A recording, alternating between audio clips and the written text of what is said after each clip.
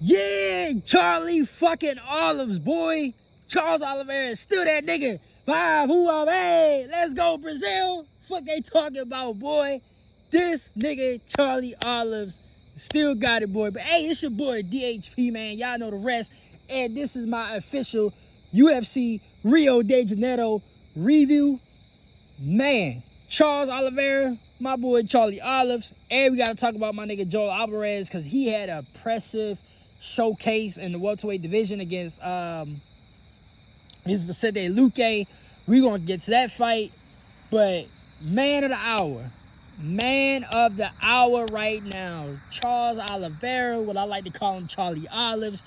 For those that watch MMA on a weekly basis, y'all know the inside joke with calling Charles Oliveira Charlie Olives. But man, you want to talk about bounce back. And you know what? This whole fight, watching this fight right here, I'm like, you know what? Charles Oliveira reminds me of Alexander Gus, Max Holloway, Joseph Benavidez. They can beat pretty much all the top contenders in their respectable weight classes, but somehow, some way, they end up losing to the champ.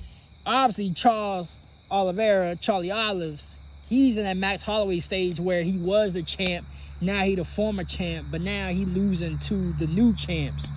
But hey, that fight with Mateusz Gamrot now, we had a couple scary moments. I'm going to get to that in a minute. But I'm going to go through the main card and the winners, and then we're going to talk about the fights. Charles Oliveira got, and what did I say about that rear naked choke? Charlie Olives got a second round rear naked choke on Mateusz Gamrot. Davison Figueiredo, a.k.a. Figgy, he got the 3-round decision, split decision over Montel Jackson. I got a couple thoughts about that fight too. Honestly, they both didn't really look good to me, but we'll get there when it's time. Joel Alvarez got the 3-round decision over Vicente Luque. Mario Pinto. Ooh, hey, there might be a new sheriff of town, a heavyweight, boy. That heavyweight is in need of somebody, just like the fight we had on the Contender Series, the heavyweight fight. We need a lot of heavyweight niggas that can be at least on the same level as Tom Aspinall. And Mario, what I've seen from him from tonight, he reminds me of just more of a powerful and more aggressive Jailton Almeida. But we'll get to that fight later in this show. But he took a TKO stoppage against Jahante Dinius in the second round. And Khan Olafe got the first round submission. Another rear naked over Ricardo Ramos. I got some thoughts on that fight too, because I ain't gonna lie to you. I was laughing it off, and I'm like, Khan really cheated for a low key. But we'll get there. But back to the man of the hour, Charlie Olives. Now, I was a little bit worried because Mateusz got through the guard. Charlie Olives' guard, standing up on her feet, his stance and his guard. Mateusz got a couple jabs and hooks through the guard. And I was a little bit concerned that it was going to, stumble Charlie Olives. And some of the shots that he took, it kind of low-key woke Charlie Olives up, because for a minute, it was like, he was moving. He was really fought. Instead of, taking charge and taking the lead into the fight and really, cutting Octagon on and taking charge, he was low-key following Mateusz, and Mateusz was able to get a couple counter shots off, and he was able to lead first. And he got some good shots on Charlie Olives, and I was so happy that his chin held up. But it made, in a retrospect way, it make you think that either Mateusz ain't really got power, or, and I say this over and over about Ilya Topuria. Ilya Topuria may have more power than what anybody thought, because, and I know we in the heat of the moment right after this fight, but once this fight go on the archive on UFC Fight Pass, I want everybody to go back and rewatch this fight. Charlie Olives took some shots to the head, to the side of the head, and to the chin, and it held up. So that's what I'm saying. It's either one or two things. Either Matus really ain't got that much power, or Ilya Taporia has more power than what anybody imagined. But I was so glad that, Charlie was able to withstand some of the strikes that Matus was countering with. And also, Charlie Olives, I like his T-kicks to the body. And then at times, he was uppercutting through the guard as well. And I think one of the uppercuts, it really stumbled Matus. But when Matus shot in that first round, right? When he shot in and Charlie Olives, I was like, nah, I ain't really too worried. I was more worried on the feet. Go back to my preview. I was more worried about standing on the feet than I was on the ground, because I'm like, bro, Charlie Olives' jiu-jitsu and Brazilian jiu-jitsu is like, bar none, top 5 best in the UFC ever, and even currently now. So I'm like, Matus, even though he's good on the ground too, and that's what he like to do, Charlie Olives' jiu-jitsu is too fucking nice. And sure enough, as soon as they got to the ground, Matus tried to slide through the guard. Charlie Olives almost sinked in an omoplata, an arm bar. I mean, Charlie Olives was just giving Matus all he wanted in the damn guard. Like if Matus wasn't that defensively responsible, Charlie Olives would have got off a submission off his back in the first round. Like, Matus wasn't no part on the ground. So not only was, it was low key kind of equal. Charlie Olives was really trying to set him up for stuff. I think Charlie Olives on the feet, he was trying to set Matus up for a lot of other shit that he was trying to do. I think Matus was really trying to hurt Charlie Olives and try to put his ass to the canvas. But on the ground, it was no match. Charlie Olives really outclassed Matus on the ground. And then the second round, they had a couple shots back and forth. And then Charlie Olives shot in for a takedown. And he damn near almost slammed him. If, Matus didn't have good balance, he would have got slammed. He would have got suplexed for sure. And that's all she wrote. All it takes, and that's the thing about Charlie Olives. You cannot, and Matus know this, but it's harder said than done when you got a nigga like Charlie Olives, and when he's on your back like that. Hold on, let me clear off the camera real quick. When he's on your back like that, ain't really nothing you can do unless you like super responsible defensively. Ain't nothing you can really do with a nigga like Charlie Olives on your back. And Charlie was backpacking, and he got that rear naked choke synced in, and that's all she wrote.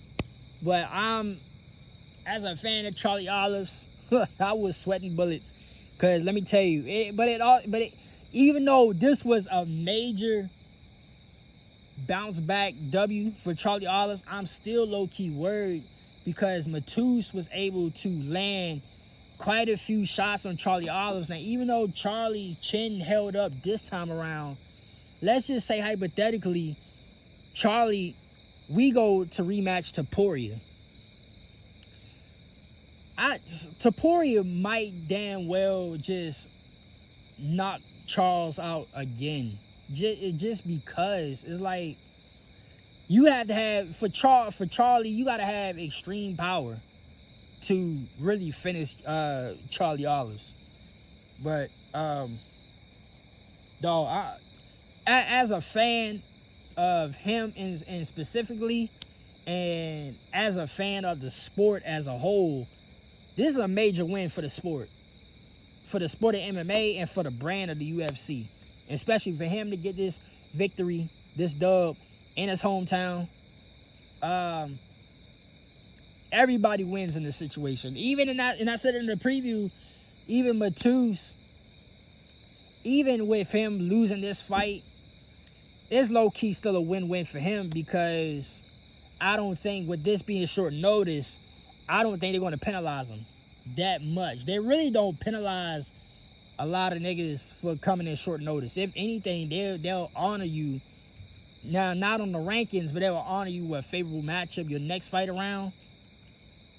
And then that's when they throw you a bone, and then you get shot right back into the forest with the wolves. But Charles Oliveira, hey, Bazil. This was a great night for Charlie Olives in Brazil. And lightweight, we're going to talk about it on the weekend recap, but like I said earlier in this show, Charlie Olives is in this territory where he damn well, and he already got wins over Justin Gaethje, right?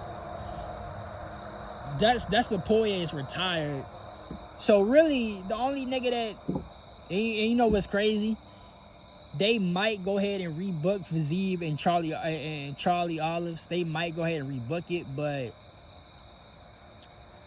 we'll talk about all that in the weekend recap, because you could get interested with Charlie Olives with this win, but I see them rebooking this joint. But hey, man, shout out to Team Brazil. Shout out to Charlie Olives. These niggas got the job done, and I'm so happy. On to the co-main event. Davison Figueiredo and Montel Jackson. I was actually disappointed with both of them. Montel, I don't know how this was a split decision to me, because I feel like Montel didn't really do nothing other than leg kick and calf kick Davison this whole fight. But to me, it seemed like Montel was getting outclassed. Like, I wouldn't say like the moment was too big for him. It was more so like the style. Like, I felt like, especially that first round, Davison, he gave him a couple hooks and a couple jabs, and then he took him down, and he clipped Montel a couple times. But I feel like, to me, I don't know how y'all scored it or how y'all viewed the fight, and y'all let me know in the comments. YouTube and Instagram, like, share, subscribe, all that shit. To me, it felt like Montel was respecting his power way too much, and he just wouldn't let his hands go. I like how he was attacking Davison's legs. Like, I like that game plan of leg kicking him to death, slowing him down. But Davison, I wish Montel would have gone. And y'all niggas hear me say that a lot with some of these fights every week, because I see the body is open, and I know how Davison Figueiredo, I'm a fan of Davison Figueiredo, so I know his weaknesses and his strength. Montel needed to go to the body way more. He needed to go to the body way more. How, Charlie Olives, going back to that fight, how Charlie was able to teeth kick, he was teeth kicking Matus like 3 to 4 to 5 times, around. Well, it was only 2 rounds, so you can say like the first 2 rounds, he had a total of like 5 to 7 to 8 teeth kicks. Montel Jackson, he needed to go to the body way more, because the body was there. The body was there, and he clipped Davison like 1 or 2 times, but it wasn't really too flush and it wasn't too powerful. But overall, I think Montel really got outclassed. But at the same time, he got outclassed, but it wasn't an impressive performance by Davison, because I feel like Davison, he could have did way more. With a nigga like Montel Jackson and how he attacked him in that first round, he could have been way more aggressive in that second and third round, in my opinion. But he just pretty much just controlled him the whole fight with the takedowns, the groundwork. He was, sticking and moving. He wasn't really stationary too much, where Montel can really, pick at him. And I think it was like the end of the second round when Montel and Davison, they had that rock'em sock'em robot, stay in the phone booth type exchange for like the last 10-20 seconds of the round. My personal opinion, Montel, he was getting the better of Davison in that aspect. So either he needed to make it a dog fight and just tire him out,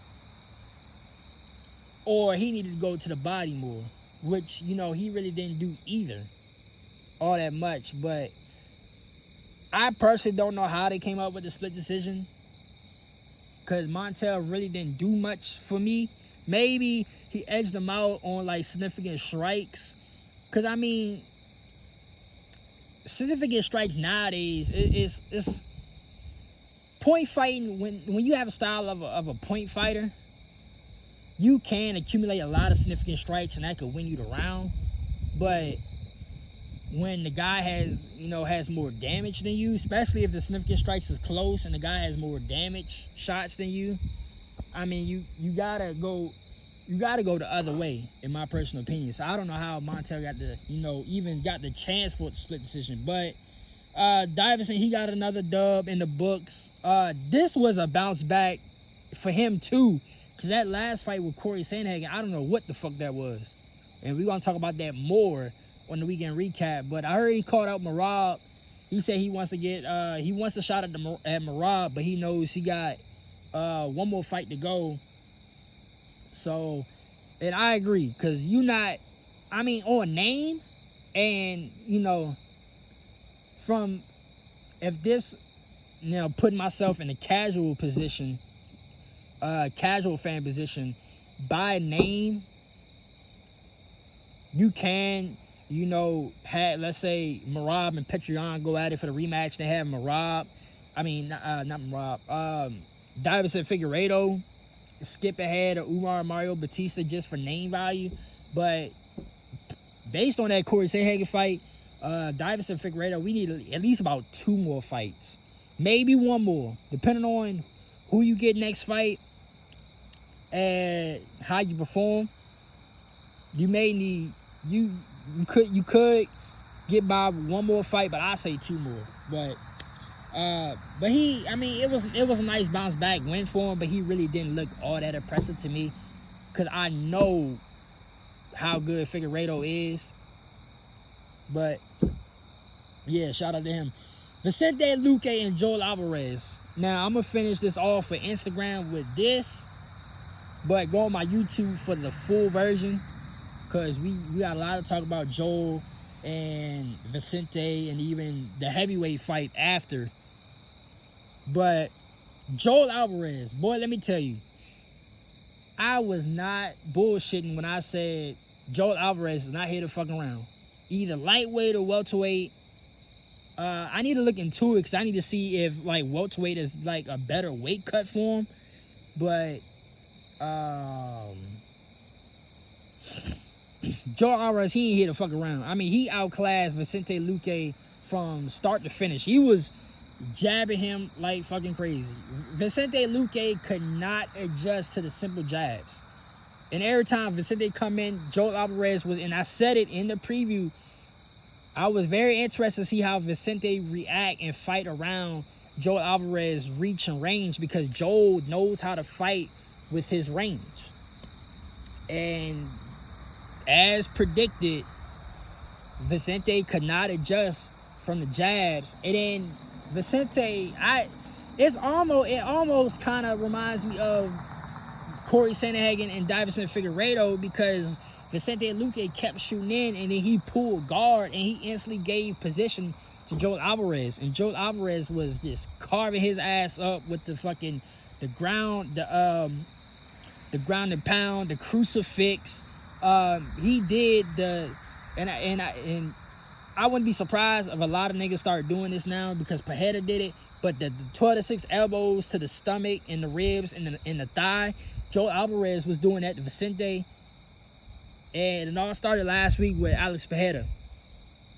So I wouldn't be surprised if going forward, that's the new meta for the 12 to 6 on the ground, is just to do that shit on the stomach, ribs, and the thighs. But you want to talk about outclass, from round 1 to round 3, Joel Alvarez completely outclassed Vicente. And I was like, bro, I love Vicente, but at this point, it looks like he's done. Sad to say, he might be done for. And it's really no fault of his own.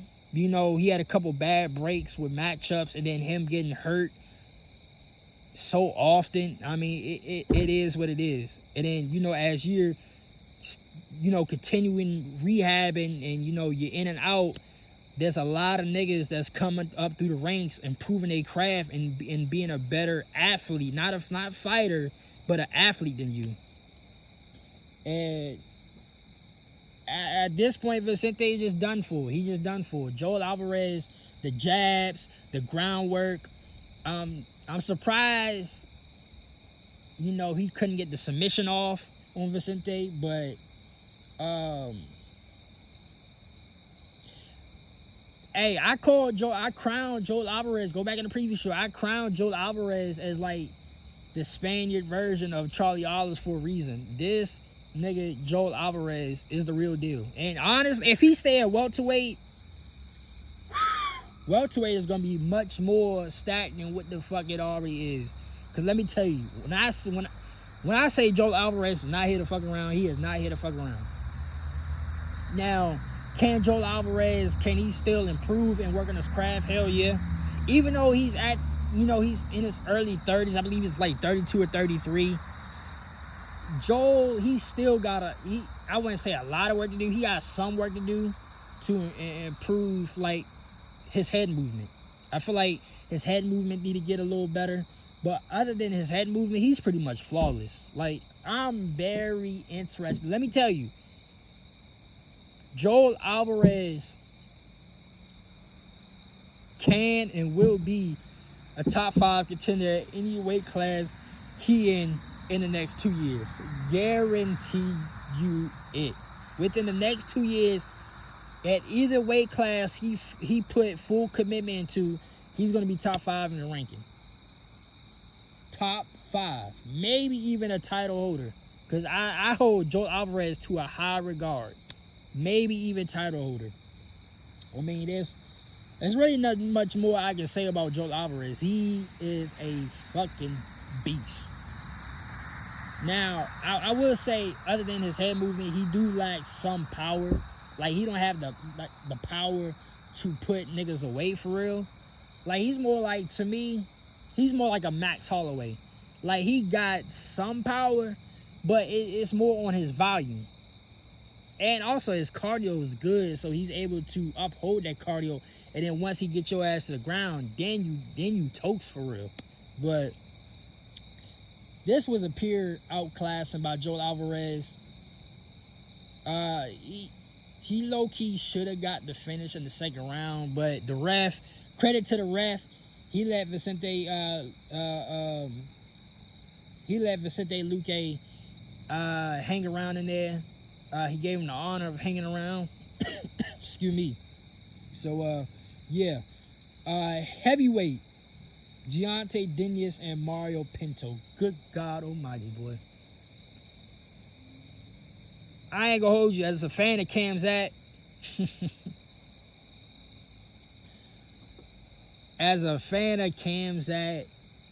Kamzat need to look at what Mario did. Mario didn't get the finish with the crucifix like that, but because Mario got the finish with top mount, ground and pound, hooks and hammer fists. But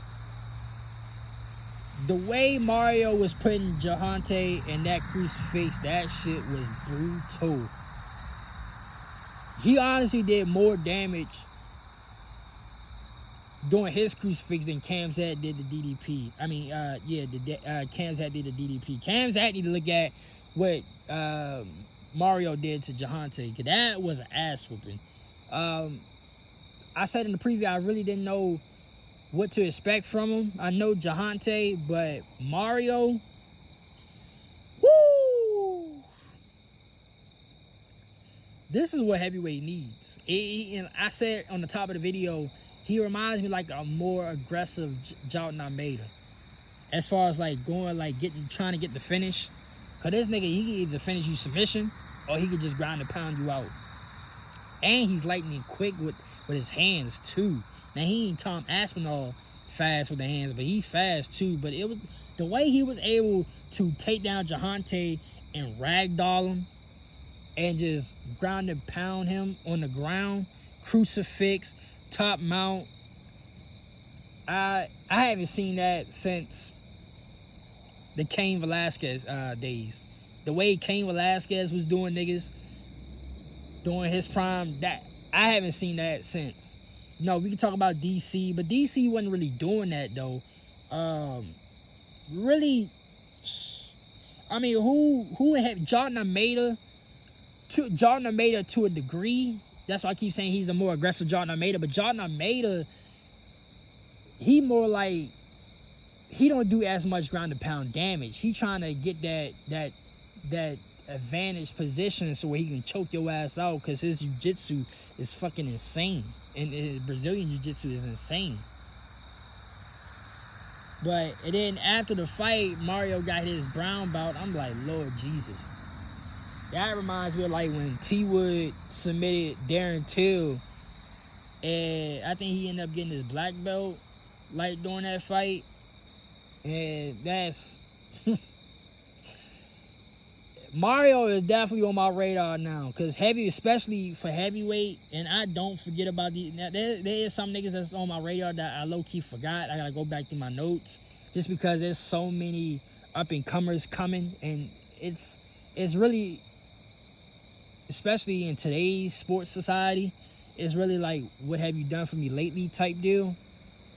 But heavyweight is so lacking, and I've said it over and over, like heavyweight and light heavyweight, both of them got some name value on paper, but when you actually watch the fights and look at the skill gap, it is so lacking, so much skill gap. So a nigga like Mario Pinto is definitely going to stand out to me. I don't know about the rest of y'all, but to me, just because he's so aggressive and he has that style to, I'm not going to say to beat Tom Aspinall, because Tom Aspinall is a different beast, but there's a lot of niggas in the top 15 at heavyweight where I feel like Mario could definitely beat with his style. So I'm definitely going to look out for Mario much, much more now. He's definitely on my radar. In opening fight, Khan and Ricardo,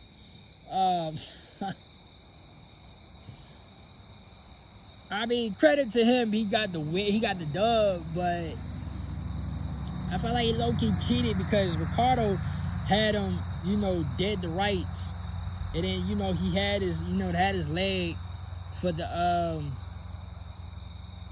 he had his leg trapped up, but Khan used the damn cage to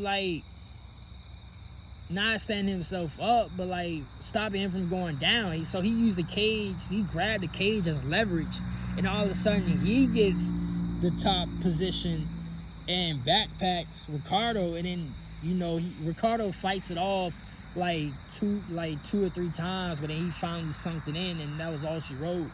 I mean, it is what it is. I mean, credit to him, he got the dub, but to me, he low-key cheated using the damn cage as leverage for him not to stand up straight, not for him to go down. And then he turns around and all of a sudden gets top position. That's crazy to me. But overall, this was a good card. I thought the card was actually going through pretty quick, but Davison and Figueiredo and Montel Jackson, that fight, that kind of slowed the momentum of the card down. And then when Charlie Oliveira came out, that's when it picked back up. But truth be told,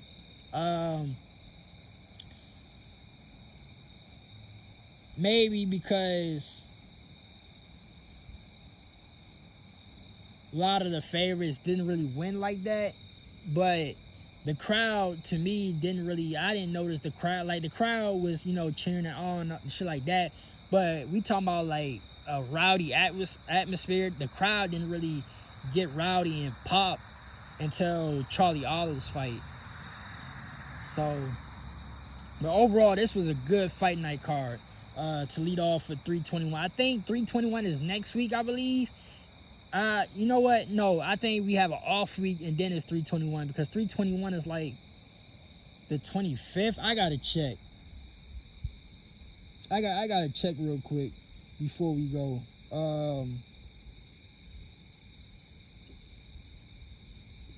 Oh no, I'm tripping. I forgot all about this. So RDR and Brendan Allen's fight card is next week and then 321. Yeah, that's a stacked card too in its own. Oh yeah, that's a stacked card in its own too. But yeah, man, I'm happy for Charlie Olives. He got that bounce back win. We're gonna talk about more detail and specifics with Charlie Olives on the weekend recap because yeah, there's some things I saw in this fight that I'm still kind of worried about, especially if Charlie goes up against another powerful puncher. But yeah, Brazil. Y'all like, share, subscribe. See y'all in the next video.